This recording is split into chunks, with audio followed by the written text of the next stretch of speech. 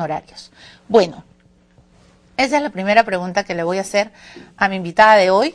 Es la señora Marta Chávez. Regresa el próximo lunes al Congreso después de 120 días de sanción. Y como ella nunca se calla lo que piensa, pues mi primera pregunta, Marta, bienvenida. ¿Qué tal, Milagros? Bienvenida Gracias, al programa. Gracias por la ¿Cómo estás, bien. Marta?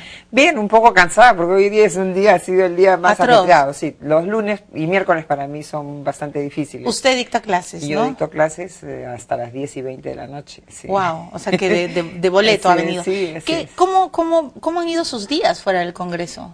Casi no los he sentido, porque en realidad antes de entrar al Congreso, desde el año 2006 hasta, y antes del 2006 hasta la fecha, vengo siendo docente en 4 cursos bastante importantes y con un número importante de alumnos. ¿Qué enseña? Enseño Derecho Constitucional, Procesal Constitucional y Derecho Laboral, Individual del Trabajo. 4 Y cursos, es entonces una larga, claro, una pesada porque carga implica académica. también Corregir, sí. orientar investigaciones, participar en conversatorios y todo Yo ello. quiero hablar con usted obviamente de su vida, de su sanción y de lo que ha ido pasando, Ajá. pero le quiero, para empezar el programa, le quiero preguntar directamente, ¿qué piensa usted de lo que ha sucedido?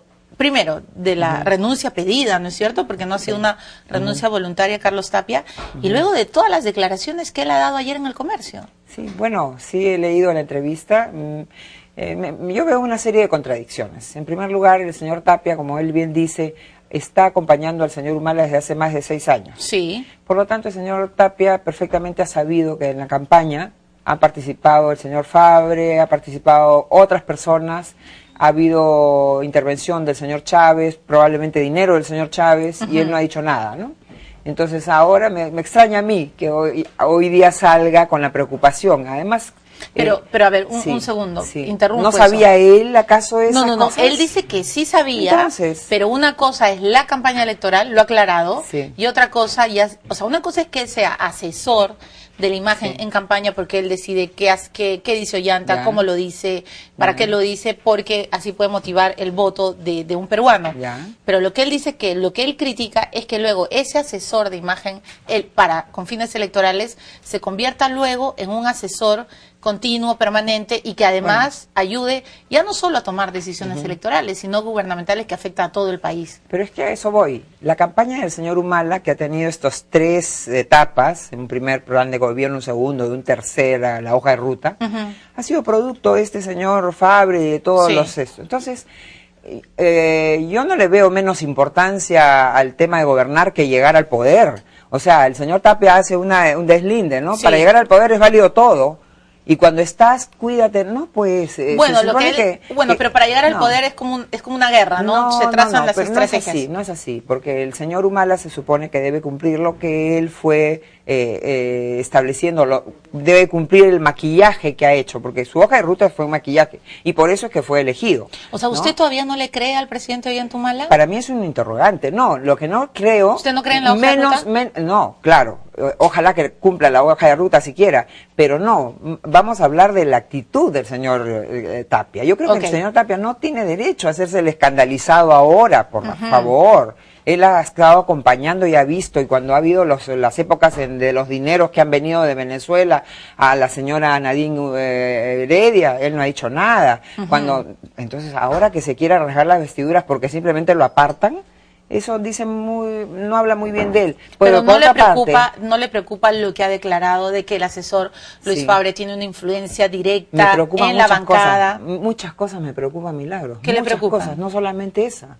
La presencia de marxistas extremistas en el gobierno me preocupa más que el señor Fabre. Me preocupa que el señor Humala tenga un discurso hoy y mañana tenga otro. Eso es lo que me preocupa, y me preocupa que quiera echarse al agua todo lo que ha costado a los peruanos estos 20 años de reformas, las reformas estructurales establecidas en los años 90, que han continuado los presidentes Toledo y García, si bien es cierto con mucha frivolidad que ha hecho que no se comparte el crecimiento. ¿Usted ¿no? cree que se puede echar todo al balde de agua? Yo creo que sí. O sea, digamos, ¿está viendo cosas que otros no ven? Mire, Milagros, nosotros no somos Venezuela. Venezuela puede agonizar eternamente y puede destruir su aparato económico porque tiene el pozo de petróleo. Nosotros no tenemos eso.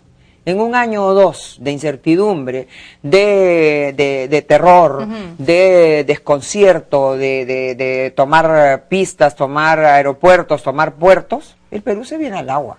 Entonces, para mí es un interrogante todavía el señor Humala y su gobierno. ¿Usted cree que estas manifestaciones en Cajamarca, que estas protestas que se vienen en los próximos días, porque además están prometiendo varios frentes, sí, ¿no? Claro.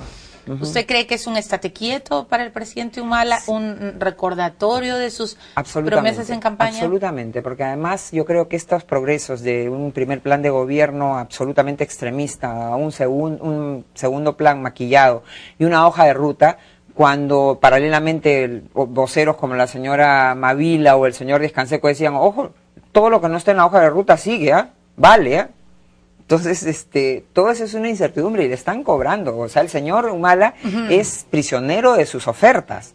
Entonces, ahora, yo espero que el señor Humala... Bueno, pero él pasó a la segunda vuelta con esas ofertas. Pasó a la segunda vuelta. Del Perú pero no era lo suficiente. No era lo suficiente. Además, entre el 31, antes de la primera vuelta, ya había hecho un maquillaje a su primer plan. Ojo, Él había hecho un maquillaje ya a su primer plan. O sea, tampoco es que él esté preso de su primer plan de gobierno, ¿no? El 31% que lo hizo pasar a la segunda vuelta votó por el segundo plan. Ahora, decididamente ya en la segunda vuelta ha morigerado y hizo su hoja de ruta, pero, repito, sin la claridad de decir, he abandonado todo lo que no está, al contrario. O sea, ¿usted cree que hay un núcleo duro, y eso es lo que ayer decía Carlos Tapia, que hay un núcleo duro de enfrentamiento dentro del propio gobierno? No tengo duda. No tengo duda. El señor Humala está en una situación en que está desbrozando su camino. Ojalá que el señor Humala haya entendido. Primero, él es una persona joven, tiene una familia recién creciendo. Él debe aprender de los errores de otros presidentes.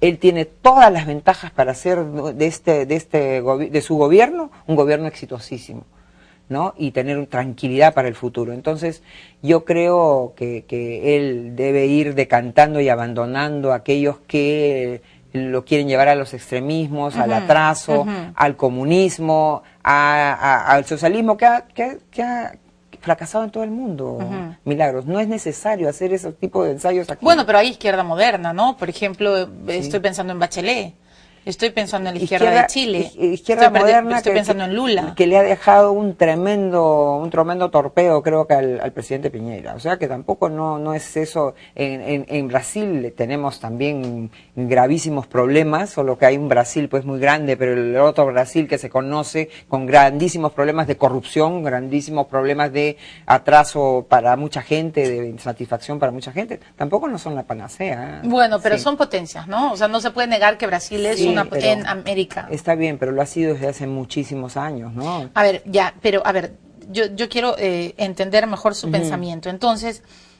usted primero le critica a Carlos Tapia que recién hable. Sí, y además Carlos Tapia fue 5 años comisionado de la Comisión de la Verdad, nombrado por el señor Toledo. El señor Toledo tenía en Palacio de Gobierno nada menos que a un asesor chileno, el señor Esteban Silva, y no dijo nada. No dijo nada, a él no le preocupó. Pero criticaron también a Toledo con Silva. Por lo menos yo recuerdo las críticas. Nosotros hemos hecho las críticas. Las críticas, si las he escuchado, Milagros, han sido nuestras, ¿no? Con todo el tema de los convenios de cielos abiertos con Chile y tanta cosa, ¿no? Entonces, a mí me parece un poco extraño. O sea, cuando me tocan el bolsillo, ahí sí recién me acuerdo de mis principios. Eso creo que es preocupante, o usted ¿no? está hablando por la herida. ¿Por qué? Porque Carlos Tapia, entre otras cosas, dijo que si él estaba seguro, pero así reconvencido, de que la única manera de que Ollanta podía ser presidente del Perú, y se lo había dicho al hoy presidente, es si pasaba Keiko Fujimori. Si pasaba Keiko, el triunfo era asegurado, porque si pasaba Toledo, Ollanta no ganaba. Si pasaba PPK, Ollanta. Entonces, de repente usted está hablando por la herida, porque ustedes perdieron. No, esa es su expresión, porque hay otras personas que dicen que al único candidato que Keiko le podía ganar más bien es a Humala. O sea que, pero no ganaron. No, pues porque hubo guerra sucia, decididamente. Hubo memoria también. No, hubo guerra sucia. En mi caso, por ejemplo, 2 días antes en la República me sacaron como que yo hubiera visitado a una señora gordita que en mi vida he visto, y para hablar sobre el tema de las esterilizaciones, cuando yo fui siempre opuesta a esa norma, ¿no? Y sacaron a una señora gordita que decía, Marta Chávez me visitó para pedirme que no denuncie. Una falsedad, una patraña. Y de ese tipo iban a las universidades yo he tenido muchos casos de personas que nos comunicaban que regalaban preservativos con la imagen de Keiko y del presidente, regalaban CDs, o sea, fue una campaña millonaria, por todas las casas, casa por casa, y nosotros no contestamos ni un ápice de esa maldad. ¿No? Congresista Entonces, Chávez, sí. También tiene que reconocer que hubo memoria. ¿Memoria o sea, digamos, memoria de que el Perú era un desastre no y que fue el gobierno... no tuvo olor a santidad. ¿Ah? Bueno, no pretendemos, no pretendemos que sea, pero el gobierno de Fujimori levantó este país de la quiebra absoluta. El gobierno de Fujimori metió presos al 90% de la cúpula de Sendero Luminoso de la MRTA. El gobierno de Fujimori permitió que aquí hubiera inversión directa. Y no soy yo, es el señor Alcalde el que habla de la revolución capitalista del Perú gracias al presidente Fujimori. Entonces, si empieza a recordar eso, yo le voy a recordar Barrios Altos y La Cantuta, los millones de dólares que se robaron y se levantaron, y yo le recordaré, y por eso está preso hoy día Alberto Fujimori. Alberto Fujimori está preso por maldad, por venganza, porque Alberto Fujimori no hay una sola prueba que hubiera participado en ningún acto delictivo. Se demostró la autoría mediata.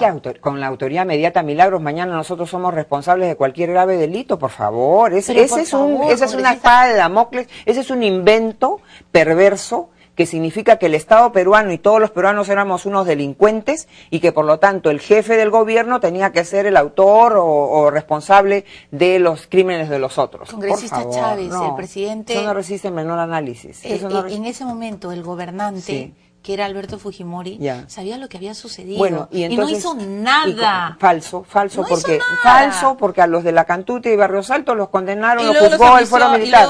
Bueno, ha habido amnistía en Uruguay, ha habido amnistía y indulto en Estados Unidos, ha habido amnistía en España, perdón, la amnistía está permitida. Milagros, lea usted el artículo 4 de la Convención Americana de Derechos Humanos, que dice que incluso los condenados a pena de muerte tienen derecho al indulto y a la amnistía, y el indulto y la amnistía no son para inocentes, son para culpables, por favor. Pero amnistía para militares que carbonizaron alumnos, bien grave, ¿no? Nadie hace la distinción. ¿Amnistía para qué? Amnistía es para el delincuente. Pero igual, vamos a ir a una pausa. Yo sé que además usted lo va a defender hasta morir.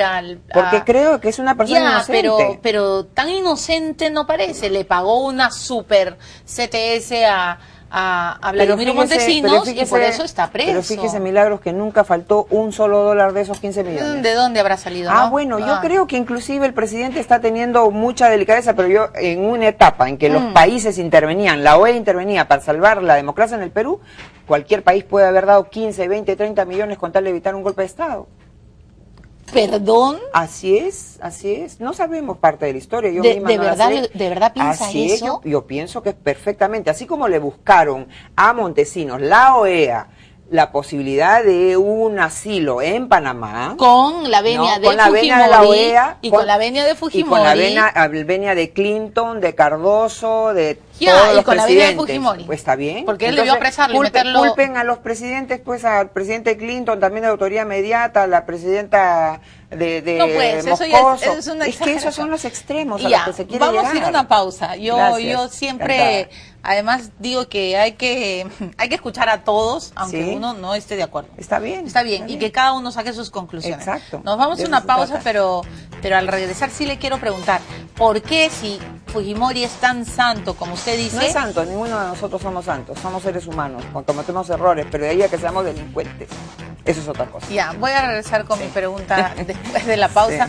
Está con nosotros Marta Chávez y por supuesto pueden hacerle todas las preguntas del mundo a través del Twitter. Ya venimos.